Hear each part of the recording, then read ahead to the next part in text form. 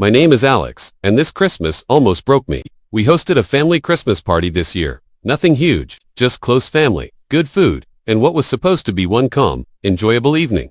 We sent out invitations weeks in advance.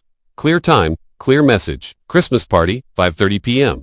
Not around 5:30. Not whenever you feel like it. 5:30.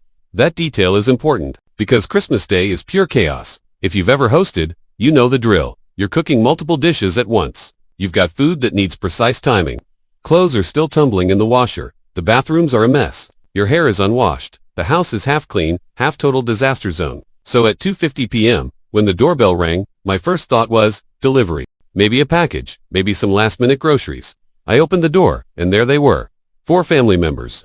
And a friend they brought along, smiling, coats on, radiating that we're inside the house now, energy. They were 3 hours early, not 20 minutes, not even an hour, 3 full hours. I actually froze for a second, just trying to process what I was seeing. I glanced at the clock on the wall, 2:50. The party starts at 5:30. They cheerfully announced, we figured we'd come early and help. Help. They didn't ask if we needed it. They didn't call ahead. They didn't even send a quick text. They just showed up. Meanwhile, the kitchen looked like a war zone. One dish was half cooked on the stove. Another was still frozen solid.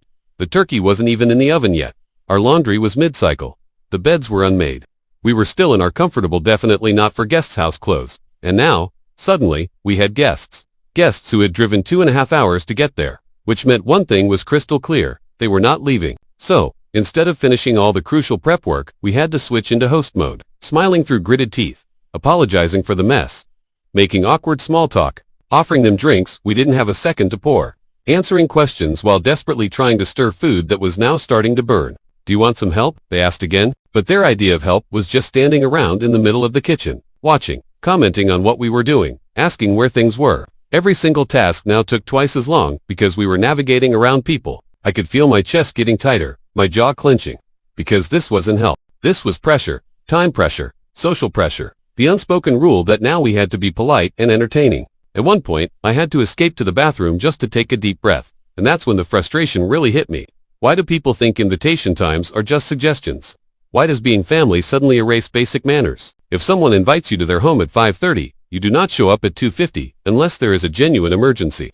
This was not an emergency. This was just pure entitlement. And the worst part, they acted confused that things weren't ready yet. Oh, no worries, take your time, they'd say. Except, we couldn't take our time anymore. Because hosting had already started, 3 hours ahead of schedule. Dinner got pushed back. Our stress levels went through the roof.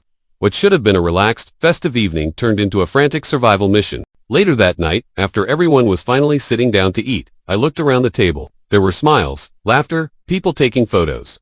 And it hit me. No one noticed how completely exhausted we were. No one apologized. No one even acknowledged that they had completely crossed a line.